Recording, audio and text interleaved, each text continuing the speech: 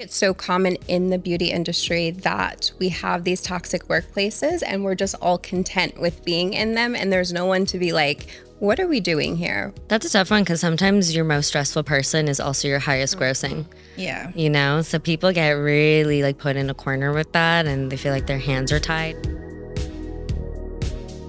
We work in the beauty industry, so clunky software is just not the vibe. Boulevard is sleek, made for beauty pros, and gets you compliments, not complaints from clients. Podcast listeners can get 10% off plus free guided setup. So head on over to joinboulevard.com/podcast to claim this special offer. Today's episode is a little different. We're playing a thoughtful round of Would You Rather with some real-world decisions that business owners and team members have to make all the time. Would you rather let go of a toxic client, lose your top performer, or your most loyal manager? These aren't just hypotheticals. They're the kinds of choices that shape your business, your culture, and your peace of mind. We'll walk through the trade-offs, share some personal stories, and reflect on how to make these decisions in real time. Let's get into it. Number 1, would you rather fire a toxic client or fire a toxic team member? I would personally say fire the toxic team member. And I say that because I think of have you heard the saying, the apple, one spoiled apple spoils the whole bunch? That would be my scenario in my head. This could spread to other individuals. It could be harder to figure out exactly how to round it up, and whatever the solution is that needs to be done, it's going to be a little bit harder.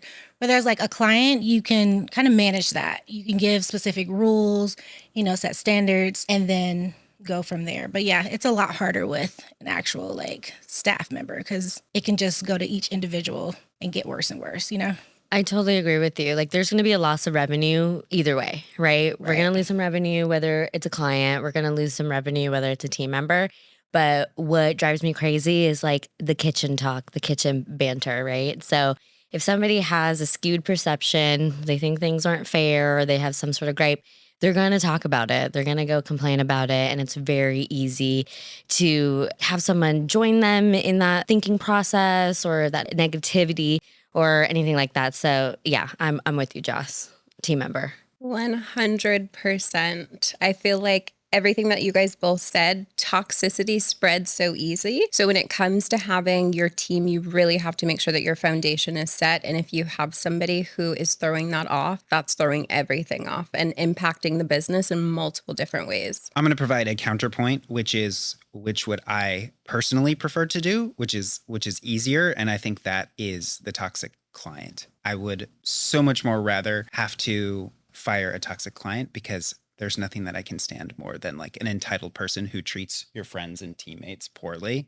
and thinks that they can continue to do that because they're giving you money. But as far as impact on the business, I think we all agree that the toxic team member is probably more hurtful. No, it's very true. It's very satisfying to let go of a toxic client. There's a lot that comes with that because it's going to end up in a Yelp review, a TikTok, a referral is going to hear about it, whatever. But I'm willing to take that risk if it means getting rid of someone who's going to cause more harm.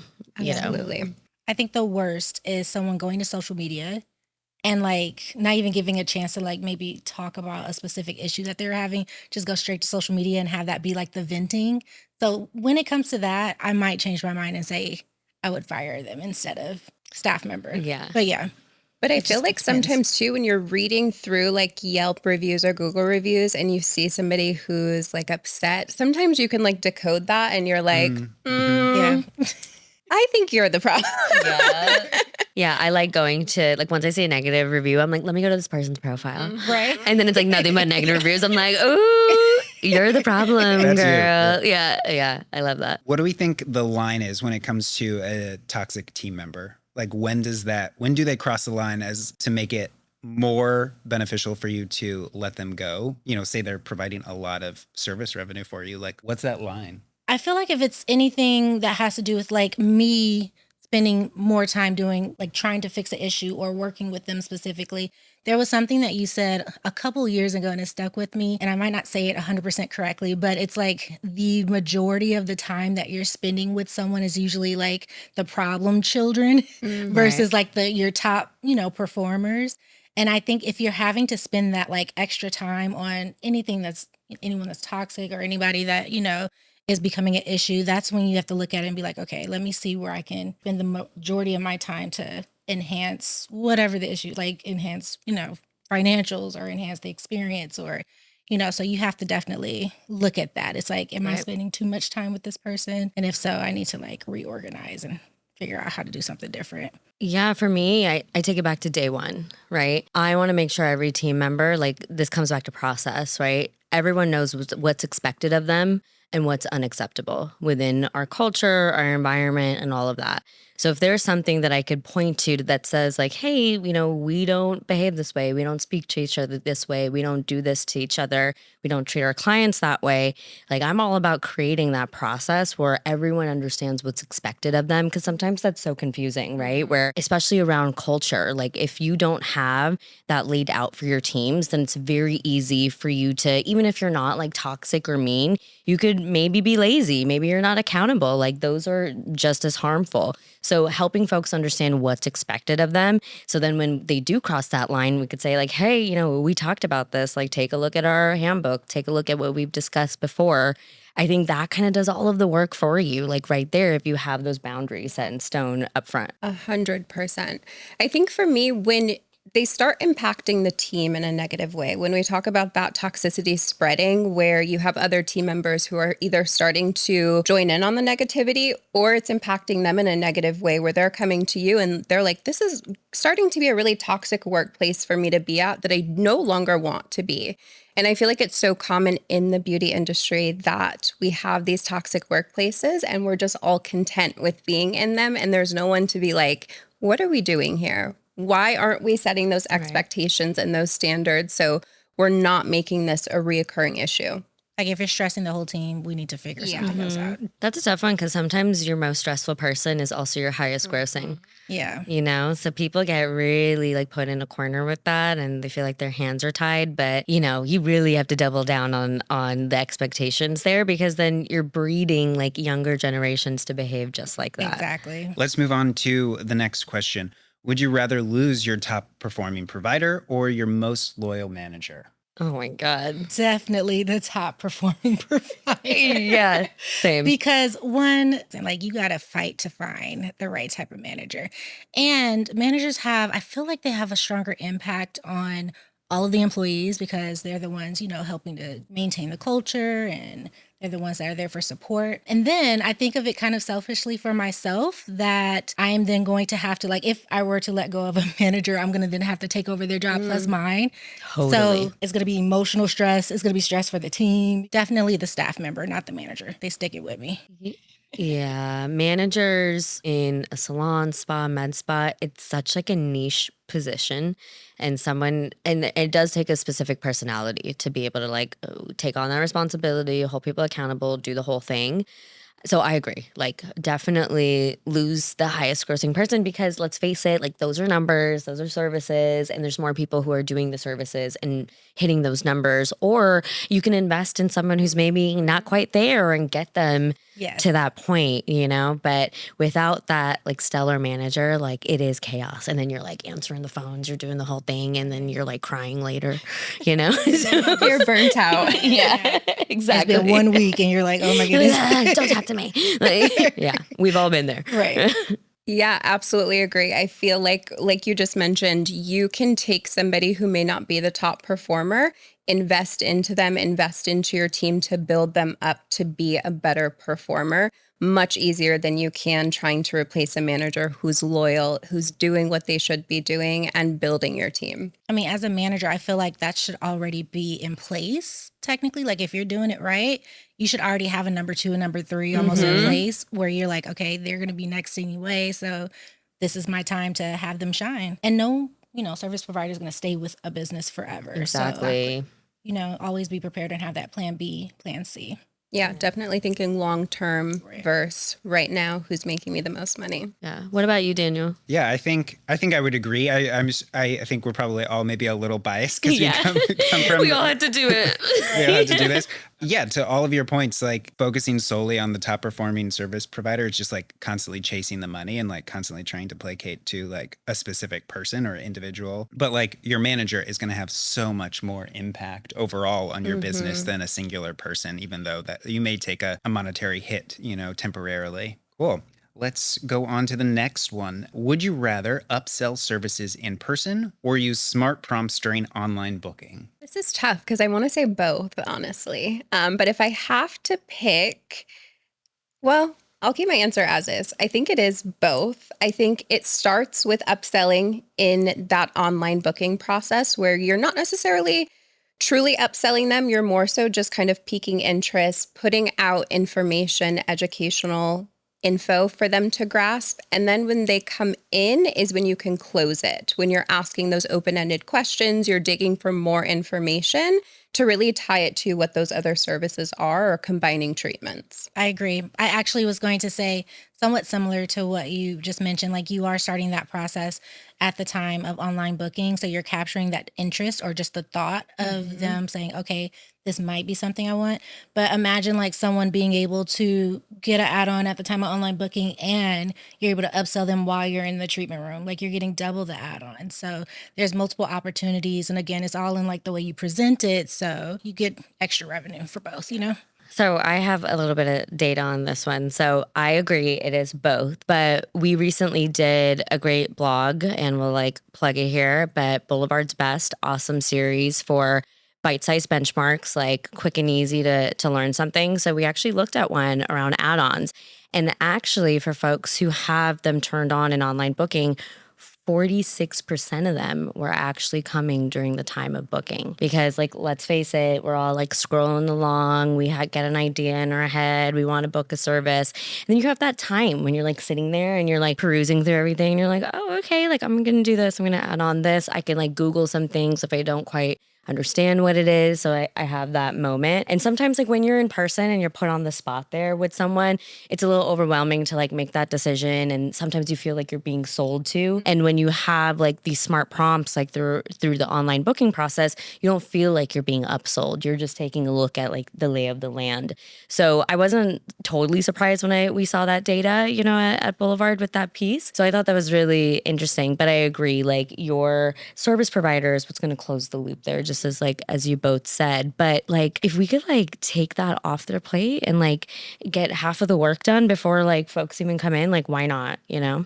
Yeah, I think culturally too, at this moment where we're always on our phones, like I would so much prefer not to have somebody ask me if I want to do something extra or like talk to me at all when I go into a store or something. You're one of those. So if I can, you know, I get it. Personally, if I can like learn about other options, like in the online booking process, I would do that 100%. I feel like I always remember this thing that we were told, which is like people want to book more services. They want to like do more things at your business, at your salon, whatever it may be. You just have to ask them. You have to tell them. You have to give them the information. Putting them on the spot does kind of like put them it's stressful. You don't want to make the wrong decision, but like giving them that information in a place that is comfortable, i.e. their phone, wherever they may be at that moment, allows them that like freedom to decide without like pressure. It's so true. Because like think about it, like even when you like walk into a store and like let's say you're buying a gift for someone or you're replenishing makeup, a new dress, whatever it is, you know you're going to buy something and someone asks you if you need help and you're like, no, I'm okay. And you're like, I'm going to like figure this out.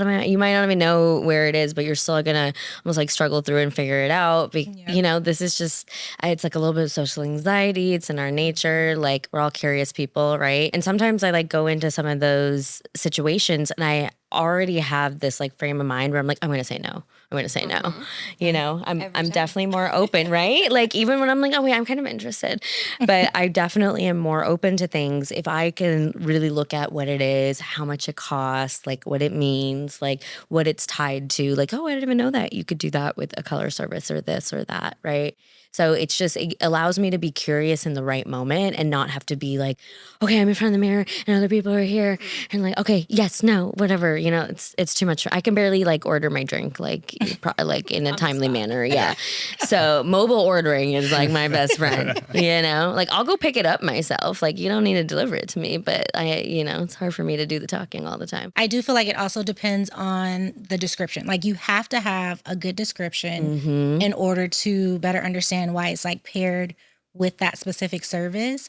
I have seen both. I've seen like really good descriptions. It has the price, it has everything listed. And then I've seen just the name of like what the service is. And I'm like, what do I do with this? Like, I don't even know exactly what it is. So yeah, you sometimes have to go and do that research. But if you have that good description already in there, chef's kiss. It's perfect. It's more marketing for you. Right. Yeah. It's just easy.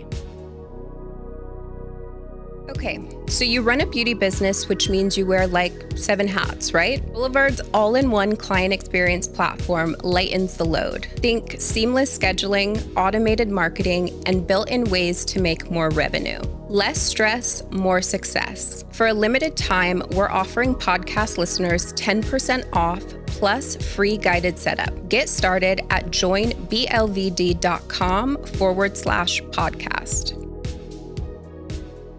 All right, our next one. This one's a little difficult, but would you rather go viral for the wrong reason or have zero social presence at all? You know, I feel like I'm going to have to say no social media presence at all, because I feel like we live in the age of social media where everybody's looking to go viral. Everybody's looking for followers, likes, clicks, all of the things.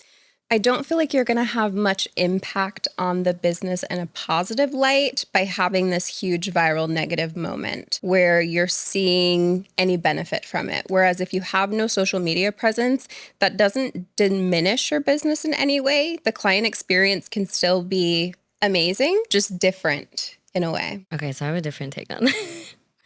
I would honestly, okay, hear me out, okay?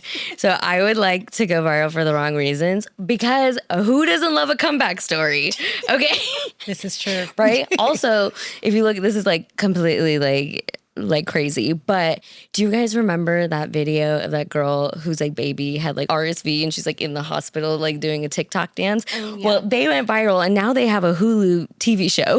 No. Yes, That's they do. How most shows. Okay, like listen. I'm like, so listen, not the best moment for that woman, right? Now she's on TV. So there you go. But, you know, I think people can grow from it. I think people go viral for like a lot of different reasons. So like maybe it's like a client and she's like, look how janky my hair looks or whatever it is. But I do think people can come back from those moments because yes, it feels like a little bit of a stain, but people forget things like this. You know what I'm saying? And also, if you think about like service providers, think about like what the first picture you posted looked like versus like now, right? Like there's some embarrassing content in there for all of us, and we all grow and we all learn from it and we get better. And I've seen some people go from like 0 to like 1 million, and there's like a lot of stuff that they hated like along the way. But you know, the journey's like up and down, like we make it work, you know? So I'm like, let's go viral, baby. I'll come back from it. Same. I'm the same. I'll come back, like I'll figure it out. I'll spin it into something that's going to be like funny at the end. I honestly think like if there is no social media, if I look at a business and like go to their site and I don't see a social media account, like it freaks me out. I'm like, they're not a real business. Yeah. Scam likely. Yeah, I can't put my card on file. Right. Yeah. Like you don't have an Instagram. I need to have an account of some sort. It has to be. I'll figure out how to, we'll get a PR company involved if we need to. Yeah. Yeah. Well, Go big. If it's that big. Damage control. Yeah. Right. We'll do it. How about you, Daniel? What do you think? Yeah, I think, I don't know. I'm still very torn. I think like you could turn a negative situation into something positive, like if you were creative enough, but I don't know that I would be able to actually turn in like a huge flop into like, if you reach like national news for something really bad. So extreme. They're like, Daniel Salon. Yeah. Like Hilarious. If everyone's hair fell out after they came to your salon or something, and like, how do you get them back from that? I don't know. Yeah, what's your comeback story? Listen, I would start marketing to bald people immediately. There you go. You're like new demographic. Scalp massage. Switch it all up, right? Scalp massage, baby. Okay. Another one. Would you rather be fully booked but understaffed, or fully staffed but slow on bookings? I'm going to go with understaffed and fully booked. I just think it's really scary when you have a full team and like nothing to provide You know, I do believe that everyone should be trying to hustle up their own clients and doing that and marketing themselves and having those conversations and filling their own books. However, as a brand, as a business, like you have to develop like your inbounds, right? People calling in, messaging in, wanting to know more about your business, getting on the books, all of that. If you haven't built that out, like in your marketing, in your full on strategy, then yeah, you have a big problem. It becomes very difficult to be able to keep staff members. So like the way I look at it is even though they're fully staffed now and they have like no one on the books, they're not going to be fully staffed much longer, right? People are going to want to leave. So while it's also a scary place to be when you're understaffed and fully booked, you have to start saying no to services. And that means people are going to start going somewhere else. That's also scary. However, there are ways to work around that, right? Like, can you create some more space within your business? Can you develop someone faster? Like, is there an assistant or apprentice on staff that maybe can start handling some blowouts? Like, can they start, helping out with the glosses and things like that? Like, are there services that you could start involving more junior team members like faster? You can also create a faster training program, right? There's more options when you got the clients coming in because let's face it, those are the people paying the bills at the end of the day. And people are happy when they're fully booked. They're like, that's what everyone like aims for, right? So that's how I feel. Yeah, I think coming from like the spa world, that was a constant conversation that we were having. Like, how can we make more space? Like, should we do massages in cabanas out by the pool now? Ooh. Because we have all of the rooms full, or is like there a storage room that we could turn into a treatment room? Like we were constantly in that conversation. So I think that, yeah, that is important. So, and then also you have to make sure you're optimizing your schedule. I feel like that's one thing that some people may struggle with, and it could be like their online booking system that has it all like janky, or it could be them not just understanding how to optimize it. But there are ways where you can extend like 15 minutes earlier in the day and it reflects throughout the like entire schedule, and you could fit in, another 1 or 2 appointments within that service provider schedule. So you just have to be really strategic with it. So I would look for ways to optimize it as well. I love that. And I agree with you both. I think being understaffed is a great indicator of business, shows that there's room for growth, versus if you are overstaffed, which I feel is like such a common thing, especially in med spas specifically. You open a new business, you staff as much as you can, and then you're like, okay, how are we getting these clients? Where are they coming from? And everybody's just sitting around. And in that type of environment, no one's making money. No one's hustling to be seeing clients. So then they're starting to look for other avenues. I, as a service provider, would have much rather been booked and busy than coming in and trying to figure out ways to market to clients or trying to figure out ways to fill my books. Yeah, absolutely. I think fully booked is the problem that you want to have. Like, I mean, I don't think anybody's looking at a fully booked restaurant and thinking that they're doing poorly because they have reservations like That's true. 5 months out. And I think from a business perspective, if you are fully booked and you don't have the capacity to take more, like that means now you can start looking at another location or expanding, or like there's plenty of like investor money that's going to come in because you're showing that you like have booked out your capacity at your current location. I think Jocelyn made like a really interesting point, and it just reminded, when we were managing salons, like Boulevard's like precision scheduling saves some of that nightmare, like the booking the back-to-back and keeping things like really strategic, what they're offering and all of that like really goes a long way. That sometimes you might feel overbooked or fully booked, but maybe there's some things you can do. Like, do you really need 30 minutes for that? Like, can we do this in 15 and, have an assistant take over, do this or whatever it may be? Like, starting to get really strategic about the time that's being spent without letting any part of the client experience suffer, So it's so awesome that there's tools that will just like do it for you. You just mentioned that we actually, one of the things that we did during the summertime, because we were extremely busy during the summertime, we would have an attendant to flip all of the rooms in between massages or like when they're doing facials. And that made it so that the service provider didn't have to do that 15-minute cleanup. They could just go to their next one, like grab some water, grab a snack, and then go to their next one.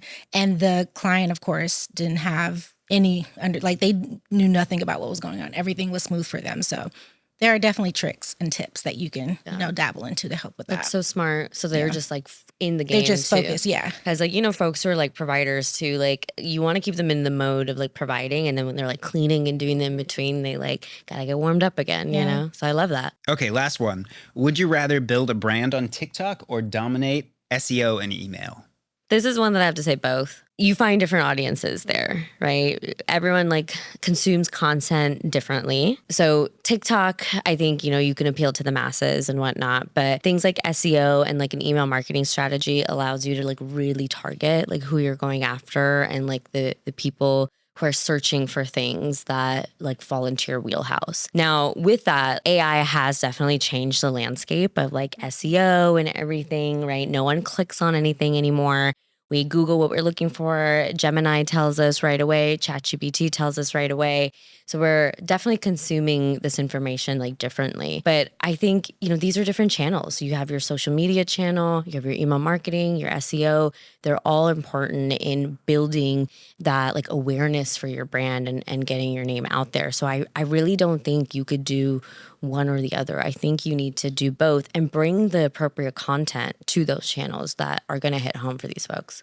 I agree completely. I think it's tough because I think you also need to look at your clientele and understand the demographic of folks that you are trying to reach. When we talk about kind of the difference in generations being on social media and people going to TikTok and Instagram to Google things versus actually hopping onto their Safari or their browser to do so. So I think absolutely both can be beneficial, but really understanding your target audience and who you're trying to reach with whatever content you're putting out. That's exactly what my answer would be. Like, even if I am doing well with a specific audience and I need to go towards like the millennials or the Gen Zers more, then I'm going to go to the TikTok. Like, it depends on exactly what I'm looking for. I'll find that first and then understand my audience and then go from there, because both are very beneficial. It just depends on who you're trying to reach out to. Do we think that like there's more longevity to one versus the other? To me, my initial thought would be that like the clients you receive from TikTok may not be ones that come back as often as like other people, but I think that could be completely wrong. I mean, it depends. It depends on the content.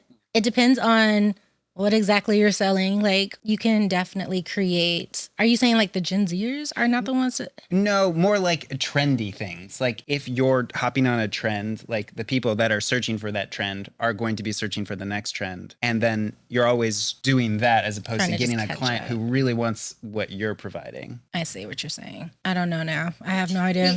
I feel like if you're chasing viral moments, then absolutely there's not going to be that return, that loyalty that you're going to get from your client base. But if you're putting out content that's educational, informative, that's actually capturing the audience that you want and selling your services at the same time or what you're doing, then you have room to be able to have that long-term relationship, longevity with returning clients. That's a really good point. Yeah, I think you could find a transient client in any format. You know what I'm saying? Like that could be like somebody just wanted a quick blowout and you were the closest thing, and when they called in and whatnot, maybe somebody saw a post online or whatever it is, or they quickly searched and you popped up. Like, I think it happens in like all of your channels, right? Where there's folks that might not stick.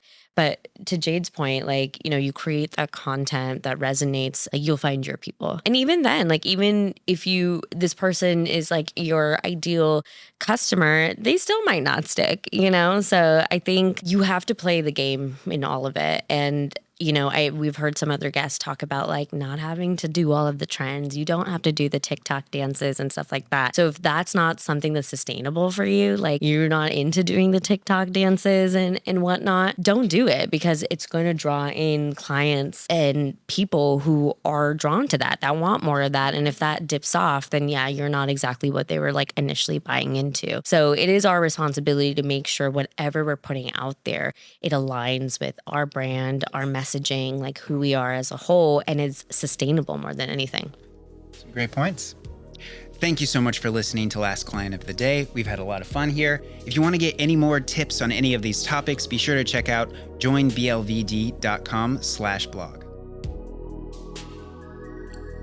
This ad is brought to you by Boulevard, the beauty industry's most loved client experience platform. Sign up and see how easy switching softwares can be. Onboarding is simple, supportive, and actually kind of fun. Today's listeners can save 10% and get free guided setup. Simply head over to joinblvd.com/podcast to book a demo and get started.